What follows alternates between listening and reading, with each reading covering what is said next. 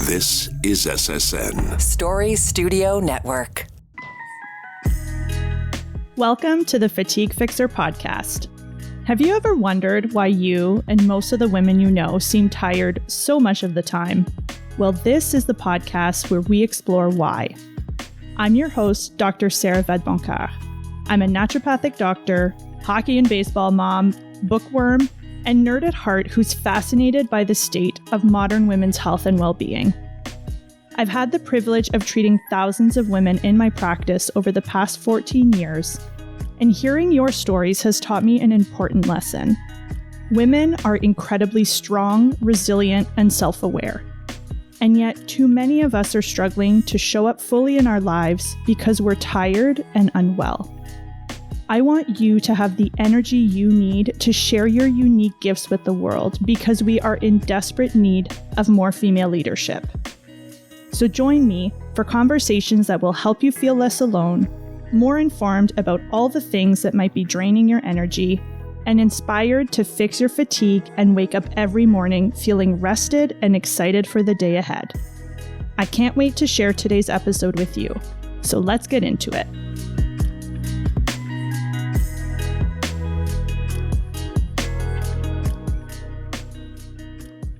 If I had to sum up perimenopause in a few words, it would sound something like this. I just don't feel like myself. That's what woman after woman has said to me when she's trying to articulate how she feels. Maybe you can relate. You're dragging yourself through the day, feeling drained no matter how much rest you get. Everything feels harder than it used to. And the things that once brought you joy, they just don't hit the same way anymore. Some days you're irritable and snapping at everyone. Other days you feel off, but you just can't quite put your finger on why. If this sounds familiar, you're not alone. Between 45 and 70% of women experience mood changes or even depression during perimenopause, and hormonal shifts play a huge role. But here's the tricky part. Fatigue and depression can look really similar, and many women dismiss their symptoms as just being tired when it could actually be something deeper. In this episode, we're breaking down the difference between fatigue and depression, how your hormones influence your mood, and what you can do to protect your mental health during this transition. Because while mood changes in perimenopause are common, they're not something you just have to put up with. Because here's the sad reality. There is a peak in female suicide rates between the ages of 45 and 54, which is exactly when the vast majority of women go through menopause. This is the one where you just don't feel like yourself. Today, I want to share how I approach understanding mood changes during perimenopause so that when the time comes for you, you understand exactly what's happening and what your options are to support your mental health. Traditionally, our medical system has focused a lot on neurotransmitters like serotonin when it comes to mental health. But newer thinking is expanding our understanding. I want to introduce you to something called the Biopsychosocial Model, which is a more holistic and comprehensive way of looking at our mood so you can feel more empowered to understand all the factors that influence how you feel, especially during perimenopause. So let's get into the biopsychosocial model. This is something I love to share with my patients because I think it gives them a much better understanding of all the different pieces of the puzzle that influence our mood and how we feel. So the first piece where we always want to look is the bio or biological component. And that's basically looking at all the different physical things that are happening in your body that can impact your mood and energy, especially during perimenopause. And doing some basic testing, which we'll talk about, is often a really helpful tool to help us understand if some of your symptoms are coming from some underlying problems happening in your body. So when we look at some of the physical reasons why women often feel tired and depressed, the first place we're going to look is your nutrient levels. You've heard me talk about this a lot. But in particular, we want to look at three things. Number one is your vitamin D. We know that vitamin D deficiency can cause low mood, seasonal depression, and fatigue. And if you live in Canada in the winter, when we're recording this right now, can pretty much guarantee that your vitamin D levels are low. We also want to look at vitamin B12 because B12 deficiency can cause symptoms of depression, brain fog, anxiety, fatigue, and even neurological symptoms. So often women will start to notice numbness and tingling in their hands, for example. And then we have iron, my favorite nutrient of all. We know that when iron levels are low, we see fatigue, brain fog, low motivation, mood swings, depression symptoms. And what a lot of people don't realize is that when you are low in iron, your brain is low in oxygen. When you're iron deficient, you're trying to function with a brain on low oxygen. And a brain on low oxygen doesn't feel good. It's very tired, it's very forgetful, and it's often depressed. We know that iron deficiency anemia increases your risk of having a mental health diagnosis by 52%. So when you're told that your iron levels are a little bit low and that maybe you could take a supplement, that should be a massive red flag that you need to look at your iron, especially if you're experiencing any kind of fatigue or mood changes. And the sad thing is that a lot of iron deficiency gets misdiagnosed as depression because when a woman comes in and says, I'm tired, I'm forgetful, I don't feel like myself, a lot of times we just assume that it's depression without running any tests. And the big problem with that is that we are missing a whole bunch of cases of iron deficiency. So up to 35% of women who are actually iron deficient get diagnosed with something else. And the things that they're getting diagnosed with are depression, burnout, anxiety, and chronic fatigue. And the big problem with that is that when you are misdiagnosed, you then receive the wrong treatment. So if you're diagnosed with depression, you're probably going to get an antidepressant, and you may also be referred to therapy. Now, those things are great if you actually have depression. But if you have iron deficiency, what you actually need is an iron supplement. And so what's happening for a lot of women is they are often spending months or even years being treated for the wrong thing because we failed to run some super basic blood work to see what was going on the inside. The other area that we need to look in terms of your biology is your thyroid. We know that thyroid conditions are very common and they often actually can pop up in midlife. And when thyroid is not working properly, you're going to have fatigue, low mood, brain fog, weight gain. So a lot of times women start to think that they're depressed, but what's actually going on is they have a thyroid condition. Now, I want you to stay tuned because we're actually going to do a whole episode on thyroid. So if you want to learn more, hold on, that's coming soon. The next thing is your blood sugar. If you have high and lows in your blood sugar throughout the day, that can cause mood swings, irritability, anxiety, and fatigue. And we know that insulin resistance, which is a precursor to diabetes, is also linked to higher rates of depression. Again, when you go see your family doctor, we're actually not testing for insulin resistance. We're just checking to see if you have diabetes. And that is basically just waiting until your blood sugar is so bad that you become diabetic. So a big part of what I'm doing with my patients is screening them for insulin resistance because then we can catch blood sugar issues before they turn into full-blown prediabetes or diabetes. The other thing that's incredibly common is inflammation. This is something else I screen all my patients for, and a lot of women have high levels of inflammation. And a lot of times that inflammation is coming from autoimmune conditions. So things like Hashimoto's thyroiditis, rheumatoid arthritis, or lupus. And we know that those can also trigger things like fatigue, brain fog, and depression symptoms. And inflammation also affects your neurotransmitters. So going back to that serotonin we talked about earlier, inflammation can affect that, which can also cause low mood and brain fog. And this is really important because a lot of women develop autoimmune conditions in midlife. And again, we're not always great at screening for autoimmune conditions. So a lot of times, again, when mood changes happen, we're really quick to label it as depression or anxiety. And sometimes we're not doing a great job at looking at what are some of the biological or physical body reasons why these symptoms might be coming up. We also need to look at sleep apnea. We know that untreated sleep apnea causes daytime fatigue, brain fog, and low mood. And again, women with sleep apnea often are misdiagnosed with depression or anxiety. And we know that sleep apnea risk doubles when we go from pre to postmenopause. So you're more at risk for developing sleep apnea as you go through that menopause transition. And whereas a lot of us think of sleep apnea as something that affects mostly men, women are almost as high of a risk factor for sleep apnea as men. And sleep is so key because it's a two-way street. When you don't feel well, it has a huge impact on your mood. And when you have anxiety and depression, you're also more likely to have sleep issues. So really important to be screened for sleep apnea and to make sure that you're getting good sleep.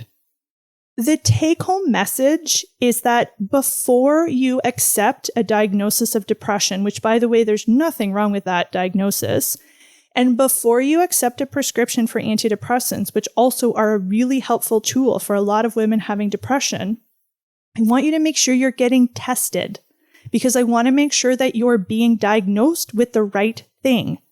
Do you have major depression? Or do you have some inflammation and iron deficiency? Because the treatments for those two things are going to be very, very different. The other thing that's happening biologically or in your body are hormone changes. And again, we see up to 70% of women going through perimenopause noticing a change in their mood. And so we've called this the window of vulnerability for both anxiety and depression, because the risk of depression can be up to 14 times higher in those 24 months that basically surround your last menstrual period. And part of why we're seeing that is that your brain is trying to work in a very different hormonal state. And we know that hormones, estrogen especially, has a huge impact on our mood because what estrogen is doing is it's affecting serotonin, so that same brain chemical that is being affected by antidepressants, and another chemical called noradrenaline. So estrogen affects both of those in a way that's really positive for your mood. And then progesterone, which is the other hormone that drops in perimenopause, has very calming effects. It helps us to stay relaxed. It helps us to sleep. So when those hormones start to drop and change, our brain is trying to figure out how to function in a very different state. And again, that's why so many of us notice big mood changes. And for a lot of women, what they feel like is like they're in a never-ending PMS time. So a lot of times, because perimenopause is basically a period of time where we're seeing more rapid and big kind of hormonal drops and fluctuations. And that's very similar to what's happening in your PMS. But with PMS, it's usually happening for a couple days, maybe a week. With perimenopause, it's happening for 4 to 10 years, which is why it can be very difficult for women, especially in terms of their mood during this period. And it's really important to be able to differentiate between PMS and perimenopause mood changes, because a lot of times when we're more grumpy or we're more irritable or we're crying more, we just assume that it's PMS. But PMS is a very specific pattern. So when we're looking at PMS, it is only happening after you ovulate, and it's happening in the days or weeks before your period. And then once you are on your period and your period ends, we should see those symptoms go away. And those symptoms should not come back for at least a week or two, again, until after you ovulate. So that's what PMS looks like. There's a very specific pattern and timing. If we're looking more at perimenopause mood changes, they might get worse again before you have your period, but they're not going away completely after your period ends. So if you're starting to have symptoms that are happening kind of at any time of your cycle, they're not just happening before your period, that's much more likely to be due to perimenopause than a more kind of classic PMS. Or it could also be that you do have depression or anxiety that is getting worse before your period because of hormonal changes. And then when we look at women who've had a hysterectomy, when women have their uterus removed, so even if their ovaries are left in, so they're still making hormones, we actually see a 20% increase in depressive symptoms.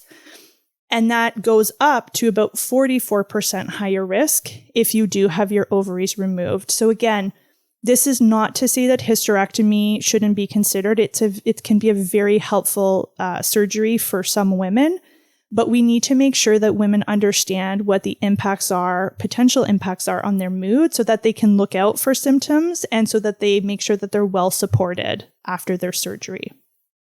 If we know that hormones have a huge impact on what's happening with our mood, what happens if we give women some of those hormones back, which is what we're doing when we put women on menopause hormone therapy or HRT, hormone replacement therapy.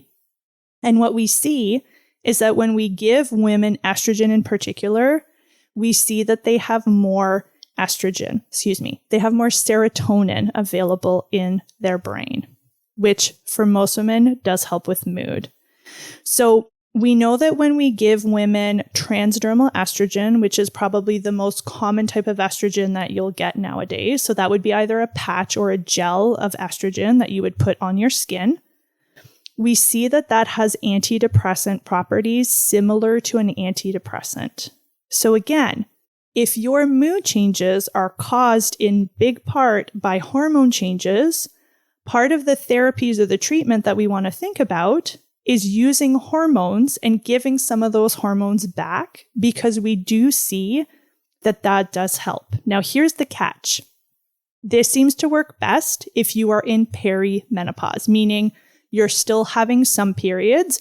They might be coming every month. They might be coming every 3 months.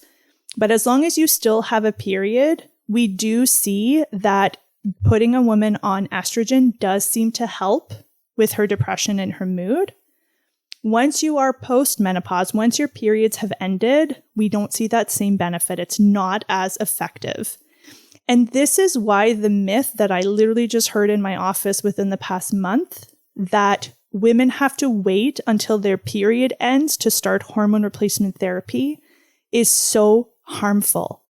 There is no evidence, that is not a guideline written anywhere by any of the menopause societies, that you have to wait until your period ends to start taking hormones. So if your practitioner is saying that, I want you to ask them for a referral or to kind of say back, that's not true, and maybe bring up some menopause guidelines. But especially when we're looking at mood, if we wait until a woman has finished her periods, we are missing a critical window where we can really help reduce and actually prevent symptoms of depression, anxiety, and other major mood changes. So hormones can be a very helpful tool, and so can medication. So we know that for some women, medication and making sure that there's enough serotonin in the brain is a really important part of the puzzle. But part of why I wanted to have this conversation is to remind you that it's just one piece of the puzzle. Medications can be a very helpful tool, but if that's all we're giving women and that's the only thing we're talking about, we're actually just looking at such a small slice of what impacts her mood, right? We need to look at her vitamins. We need to look at her thyroid, her blood sugar, and some of the other things we'll talk about in a few minutes.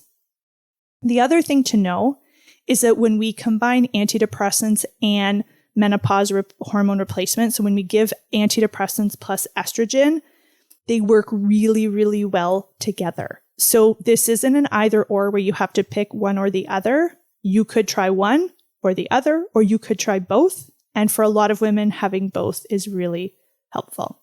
And then probably the most underutilized antidepressant of all is exercise. There is no pill that you can take that has the same impact on your mood as exercise. We all know exercise is good for us, but one of the things that I would really love to see happening is for women to start to exercise for different reasons, to move away from exercise mostly or solely as a way to manage our weight or try to control our weight. And I think if we looked at it as a way that supports our mood, we would be a lot more motivated because we would be doing it for something that we're going to notice a whole lot more quickly than our weight changing, for example. So if you are not exercising, please start to look at how you can build in more movement and exercise. It is the number one thing you can do for your mood. So those are all the biological. Now you understand why mood is so much more complex than here's an antidepressant to put more serotonin in your brain. See you later. Goodbye. There's so many pieces just in that biology piece. So you need to make sure, again, that you're getting proper testing, that you're not just being handed a medication with no testing and no assessment. And especially if you're in perimenopause, you want to work with a practitioner who can talk to you about risks and benefits of including something like estrogen therapy to help support your mood and your depression. So that's the biology. The next one is the psycho, which stands for the psychological component. And this refers to how your thoughts, your beliefs, your feelings, and your past experiences affect your mood and your mental health, especially during a challenging time like perimenopause. So one of the things that I educate my patients on that's really important for everyone listening to know is that the number one risk factor for you to have depression in perimenopause is if you have had depression in the past. So if you have had depression at any point in your life, or you're someone who has had depression or anxiety, you're much more likely to have either a worsening of those symptoms or a return of those symptoms during perimenopause. So really important for you to pay attention if you have a history of depression. And we also see that women who have a history of postpartum anxiety or postpartum depression, as well as severe PMS or PMDD, where really a lot of the mood symptoms were showing up, you're also going to be at higher risk for having some of these symptoms come back in perimenopause. Because what all of those things have in common, postpartum, PMS, and perimenopause, is that those are windows of time where we're having rapidly changing hormones. And again, some women's brains really don't respond well to that, and they're going to experience pretty significant or severe mood changes. So if you have had depression in the past, postpartum or severe PMS, again, you need to be very mindful of paying attention to your mental health when you go through perimenopause.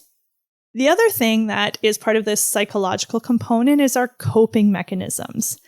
And this can be really tricky because when we're tired and we're unmotivated and we're depressed, we often turn to more maladaptive coping mechanisms that can actually worsen how we feel. We're less likely to exercise. We're less likely to call a friend and hang out. We're much more likely to isolate ourselves, do a lot of screen time, maybe do some comfort eating, and then maybe kind of oversleeping or delaying bedtime because we don't want to wake up the next day and do it all over again. This is where the psychological component, if you haven't figured it out yet, this is where therapy can be so powerful. And I am a huge fan. I've talked about my experience with therapy on the podcast before. I refer my patients to therapists every single day. Therapy is so helpful because it really helps us to explore this psychological component that impacts our mood. The other thing that's going to come in here, especially around perimenopause, is body changes and self-esteem. So a lot of times women are experiencing weight gain and body changes, which has a huge impact on their mood and their self-perception and their self-esteem. And that can also worsen mood and mental health. It's often a time where there's a lot of stress going on. Again, this is for most women, when we're going through perimenopause, we are in one of the busiest seasons of our lives. We often have kids that still need us. We may have aging parents. We're usually kind of in a pretty peak part of our career. And we've got just so much stuff on our plate that can really strain our mood and our mental health. And especially if you have a history of trauma, you're going to also be at higher risk for having some of these mental health changes or mood changes during perimenopause. Then there's our thought patterns, right? Are you someone who tends to always assume worst case scenario? Do you tend to catastrophize where everything becomes this big horrific thing? Are you an all or nothing thinker, right? All of these ways that we think have a huge impact on our mood because they're going to affect how we see what's happening around us and what's happening inside of us. Again, big plug for therapy to help you explore your thought patterns and maybe, practicing some new ways of thinking.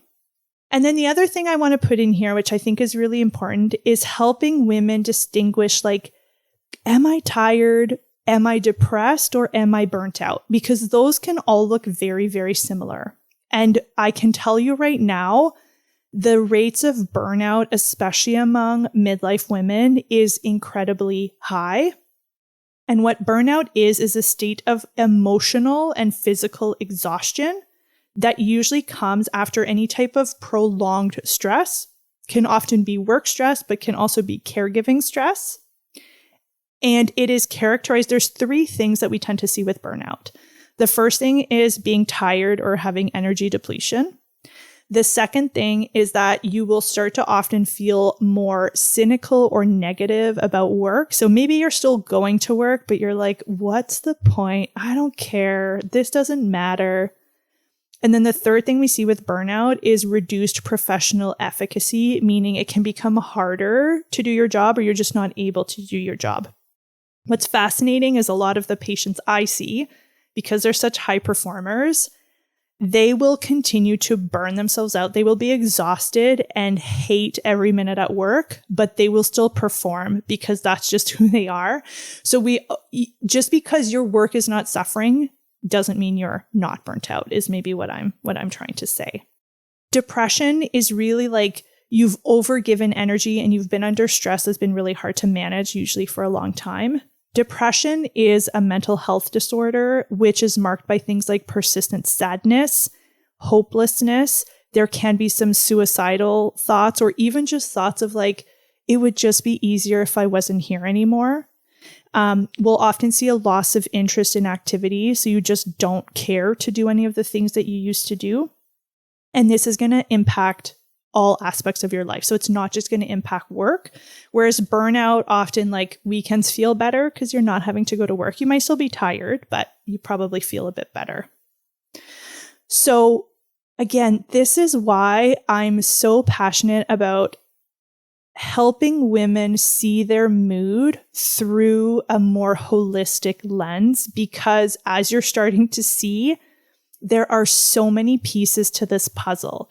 And the more we can understand how those different pieces are happening for us, it allows us to figure out where we need to get support, what kind of resources, what kind of treatments we might need, so that we can really support the pieces that are contributing the most for us.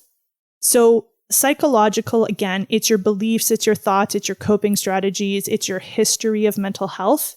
And this is where therapy really, really shines to help really support you in terms of that psychological well-being. And then last but not least is the social, which is the social component. And this is including your relationships, the support that you have from people like your family, your friends, your community, which we really do underestimate how important those social connections and relationships are. And what I want you to think about with the social component, there's 2 parts to this. The first part is what I'm going to think about as your macro environment. That is all the stuff happening in the world. That is what you see and hear when you turn on the news, when you open Twitter, when you open Instagram. And we have never before been in a time where we can hear and see every terrible thing that is happening all over the world 24 hours a day. I want you to let that sink in for a moment, that we hear about every war, every natural disaster, every death, every shooting, every terrible thing that happens. We're being exposed to that. And if you are a more emotionally sensitive person like I am, that's going to have a huge impact on your mood and your mental health. And one of the things that I want to just kind of plug into this conversation is the idea that having a wide variety of emotions is perfectly healthy and normal. Being angry is normal. Being sad and crying is normal. Being irritated and anxious and feeling all of those are part of the normal human experience. What we need to do is differentiate between I'm crying and sad because something just happened and I'm going to have a good cry and then I'm going to feel better, which again, completely normal, versus I am so sad every day that I have to force myself out of bed. I'm not really hungry. I can barely make it to work. I come home and go straight to bed. Like, that's different than having a good cry because you saw something really sad. One of the quotes that I always come back to on this theme is from Glennon Doyle, and she says this: "I'm not a mess, but a deeply feeling person in a messy world. I explain that now when someone asks me why I cry so often, I say, for the same reason I laugh so often, because I'm paying attention." If you are paying attention to world events, again, it's completely normal to have a lot of big thoughts and feelings about that. And it doesn't mean that you are depressed or that you have an anger problem or that you have a sadness problem. It means that you're a deeply human feeling person who's trying to digest and navigate these massive societal things that are happening around you. Really important to realize that we're also going through perimenopause while whatever is happening in the world is happening in the world. And right now, that can feel like a lot. The other thing that's going to fit into this macro is some of the societal views on aging, on menopause, and on mental health, right? So if you go on Instagram right now, there's so many people talking about perimenopause and menopause, which is wonderful.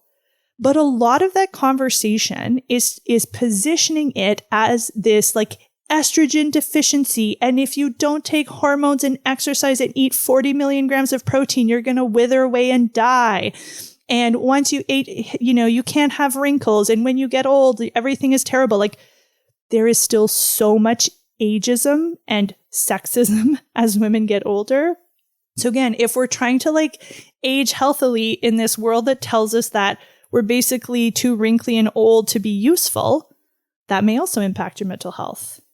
There's also all of the societal norms and expectations. And I had a really interesting conversation with a patient last week where I shared that sometimes I lately have been questioning whether I am depressed.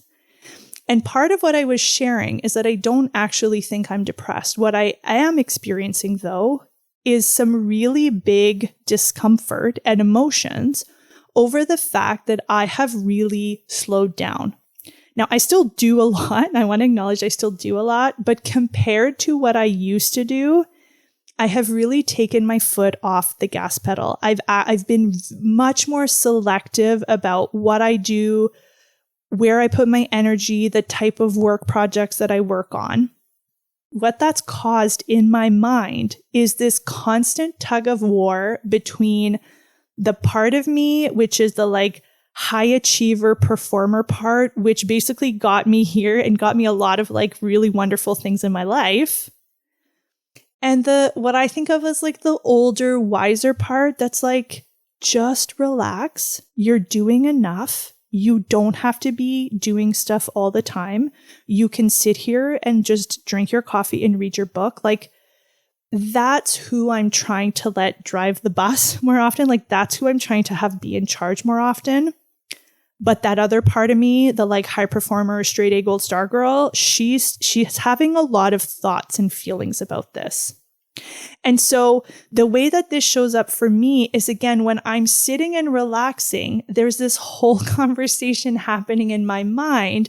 And then my brain goes to a place am I depressed because I don't want to do all these things anymore? Which again, I don't think I am. What I am going through is sitting in discomfort and learning to be comfortable in this new version of myself that is not doing all the things. And again, that's uncomfortable for me because I know what I could do and I know what I used to do, but also because everything that I see everywhere is all about being more productive. And especially as a business owner, it's like make more money, work more, do this, do that. So it's so important to be mindful, again, of the environment in which, like, who are your mentors? Who are your people that you work with? What is their, like, approach to productivity and efficiency? Because if you're surrounded by people who are always go, go, go, do more, make more, do all the things, it's going to be really hard to friggin' just relax and be comfortable with that. That's like your big environment. Who is around you? What's happening in the world? And then we dial down to your micro, your social environment, right? This is the presence or absence of social support. This is your family and your friends and your coworkers and your community. And we know that the people you surround yourself with have a massive impact on your health and your mood. And what we also know is that women often are unsupported. So even though a lot of us are getting more support or feel like we're getting enough support from our counterparts, the reality is that women are still doing 75% of the world's unpaid work. We're still doing more caregiving. We're still doing more child rearing. We're still doing more housework, all while many of us are also working outside the home. So again, when we look at that environment that we're living in, what are our relationships like? Are you going to bed beside a partner that you resent? Are you driving your children to 4,000 activities and you have no time for yourself whatsoever? Are you never seeing your friends because there's just no time for that? All of these have a huge impact. We forget that we're social animals. We were never meant to do life the way that we currently do it in North America, which is hyper individualistic. I don't need help. I got this. I am a, boss babe. I am a, kick-ass mom. I don't need help. I'm going to do all the things myself. And that's not helping us. That's putting a ton of strain on our mental health. And then the other thing I hear all the time is about women saying that they feel unmotivated. And what I respond to that is when you open your calendar in the morning, how much of it is for you and by you? Meaning, when you open your calendar, is there anything that you are looking forward to? Or is it just a whole bunch of things that you have to do for work and family to keep life running? Because I can tell you that if your schedule is full of things that you have to do, and there's very rarely anything in there that you want to do, you're going to feel pretty unmotivated to do that stuff. And over time, that can become a very depressing type of life. So we need to put ourselves back in our own social calendar. We need to put our friends back in our social calendar. And then the last thing I'll touch upon is big changes in terms of like family dynamics or life transitions. Again, if you're going through perimenopause, you may have children, you may have parents, you may have people in your life that are getting sick. Maybe they're passing away. Maybe they need extra support. And I had this beautiful conversation last week with a patient who, for her whole adult life, had been very attached to her identity as a mother. She had multiple children. Taking care of her kids was such a huge part of her life and her identity. And over the last couple years, all of her children had eventually left home. And this year, the last child left home, and she's now an empty nester. And she was really struggling with that. And she was worried because she was crying a lot. And so we talked through it. And we kind of, I checked to see, is she exhibiting signs of depression, which she wasn't. And what I talked to her about was this idea that like crying is a perfectly healthy and normal response to a massive life transition, right? For 30 or 40 years, her main identity, her main thing that she did with her time was mothering.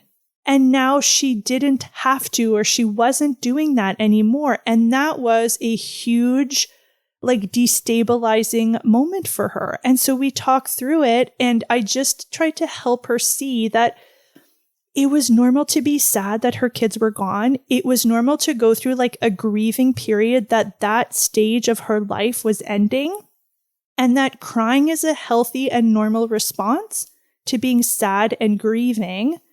And this was also a time where she could start to prioritize herself and put herself back in her calendar and figure out what her new identity is going to look like, right?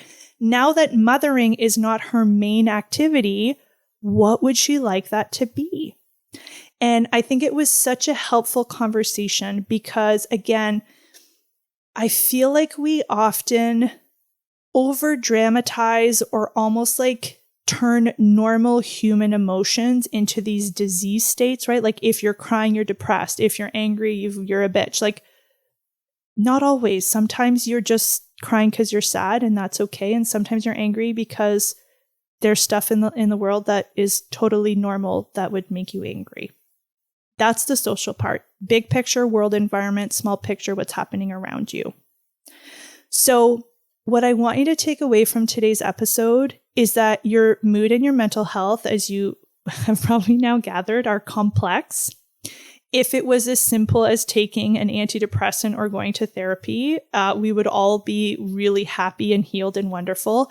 And both of those things are helpful tools. I like them both. I recommend them both. And those are two pieces of the puzzle. And as we talked about, there's lots of pieces to this puzzle. So if you have noticed mood changes, if you have a history of depression or anxiety, and now you're a little bit worried about what's going to happen in perimenopause, I hope what you took away from today's episode is that there are so many parts of this that are within your control.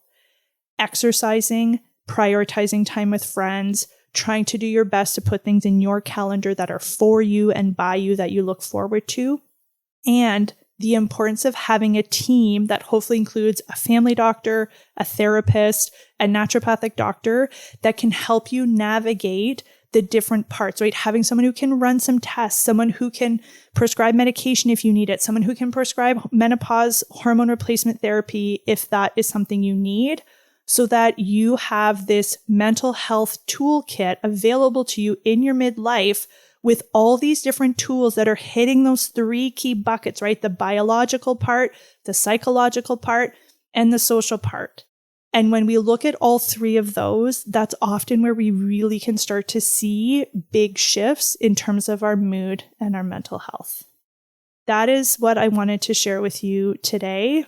I hope you took something away. And again, I want to remind you that most women will notice mood and mental health changes in perimenopause, but that doesn't mean it's something that you just need to struggle and suffer with. We don't want you struggling and suffering without support. So please reach out and get the support that you need. I will see you back here in 2 weeks.